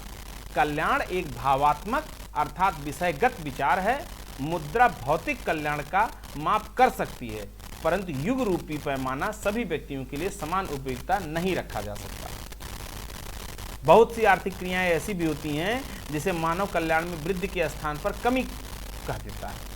उदाहरण के लिए तंबाकू के उपभोक्ता, तंबाकू के पैदावार करने वाला, तंबाकू के उपभोक्ता से मानव कल्याण घटता है, लेकिन इसके बावजूद तंबाकू उद्योग का अर्थशास्त्र में अध्ययन किया जाता है। भाई सबको समझ में आ रहा होगा। देखिए अर्थशास्त्र के कल्याण से संबंधित ये बातें कर रहा है। वो कह रहा है कि अर्थशास्त्र का अध्ययन एक शुद्ध वास्तविक विज्ञान के रूप में किया जाना चाहिए। बिल्कुल बात सही है, और इसका मानव कल्याण से कोई संबंध नहीं हो सकता, क्योंकि कल्याण एक भावात्मक शब्द है अर्थात विषयगत विचार है। मुद्रा क्या है? मुद्रा भौतिक कल्याण का माप कर सकती है, परंतु युग रूपी पैमाना सभी व्यक्तियों के समान उपयोगिता में रहता है। तो बहुत सी आर्थिक क्रियाएं ऐसी भी होती हैं जिसमें मानव कल्याण में वृद्धि के स्थान पर कमी की जाती है। जैसे क्या, अरे जो उपभोक्ता के साथ जो मानव कल्याण की बात होती है, लेकिन इसके लिए तंबाकू उद्योग पर कोई अर्थशास्त्र का अध्ययन नहीं किया जा सकता है। हाँ, कल्याण मनुष्य की अभौतिक क्रिया पर निर्भर करता है, जैसे मनुष्य का सुख, कल्याण, उसकी विचार, उसकी शक्ति, स्वास्थ्य, उसकी सुरुचि, नैतिकता, कल्याण, साहित्य के प्रति लगाव, इन बातों पर निर्भर करता है, भले ही उसके पास भौतिक साधन पर्याप्त हो या ना हो। तो महत्व क्या निकला, इनकी सारी बातों का महत्व क्या निकला? तो मार्शल की विचारधारा का खंडन नहीं किया जा सकता। मार्शल की विचारधारा का खंडन नहीं किया जा सकता, क्योंकि उस समय की परिस्थितियां कुछ ऐसी थीं कि मार्शल ऐसी परिभाषा देने को बाध्य थे। आलोचकों का मुंह बंद करके ही मार्शल ने एडम स्मिथ की परिभाषा को नया रूप दिया। मार्शल अर्थशास्त्र के मनुष्य के आर्थिक जीवन में सुधार का एकमात्र विशेष होता है। अपनी वाणी को यहीं विराम देते हैं। बहुत बहुत धन्यवाद आप लोगों का। बात यही हुई कि एडम स्मिथ ने क्या किया, जो कुछ भी उन्होंने कहा धन के संबंध में, अर्थशास्त्र के संबंध में, उसकी परिभाषाओं के संबंध में, लोगों ने तो बड़ी आलोचना की। हाँ, लेकिन प्रोफेसर ये जो मार्शल थे, इन्होंने इनका जो है किसी प्रकार की कोई निंदा नहीं की, बल्कि अपने शब्दों को भी इसमें जोड़ करके और ये इसको जो है वो आगे लेकर के नाम को गए। यही इसका जो है वो महत्व था। अब इसके बाद हम देखेंगे दुर्लभता तथा सामीमिता संबंधी संबंध। फिर देखेंगे रॉबिन्स की। अभी तो आप लोगों ने एडम स्मिथ की देखी, मार्शल की देखी, अब आप देखेंगे रॉबिन्स की परिभाषा, फिर इनकी विशेषताएं, इनकी आलोचनाएं, फिर इनके में अंतर देखेंगे कि रॉबिन्स और प्रोफेसर मार्शल की बातों में क्या अंतर था, इसका अध्ययन करेंगे। फिर आवश्यकता विनिहिता संबंधी परिभाषा, फिर हम देखेंगे scope of economic subject and matter and the nature, अर्थशास्त्र की सर्वोत्तम परिभाषा, सूक्ष्म एवं व्यक्तिगत अर्थशास्त्र, माइक्रो इकोनॉमिक और मैक्रो इकोनॉमिक, मैक्रो इकोनॉमिक और माइक्रो इकोनॉमिक दोनों का अंतर क्या है, अर्थशास्त्र की समस्त सामग्रियां कौन सी हैं विषय की, सूक्ष्म अर्थशास्त्र की शाखाएं क्या हैं, व्यापक शाखाएं क्या हैं, चार्ट बना करके हम लोग इसको जो है वो समझेंगे। और अगले कल और परसों 2 दिन के अंदर मुझे लग रहा है कि पहला अध्याय हम लोगों का ख़त्म हो जाएगा, जो थोड़ा सा बोरिंग वाला है। उसके बाद अर्थशास्त्र की प्रकृति शुरू हो जाएगी। उसमें आप लोगों को भी समझने में, जैसे ला के लेक्चर को समझने में मज़ा आता है, राम ने कहा इनसे, श्याम ने कहा उनसे, तो इसी तरीके से इसमें भी रहेगा, तब आप लोगों को मज़ा आएगा। ठीक है, अब मन कर नहीं कर रहा है, लेट हो गया। मन इसलिए नहीं कर रहा है, जैसे देखिए बात ये है ना कि थक गए हैं यार, दिनों में भी पढ़ाए, अभी समूह पढ़ा रहे हैं ना, एकदम पेटों में दर्द हो रही है, इतना बोल रहे हैं। तो अब ये है कि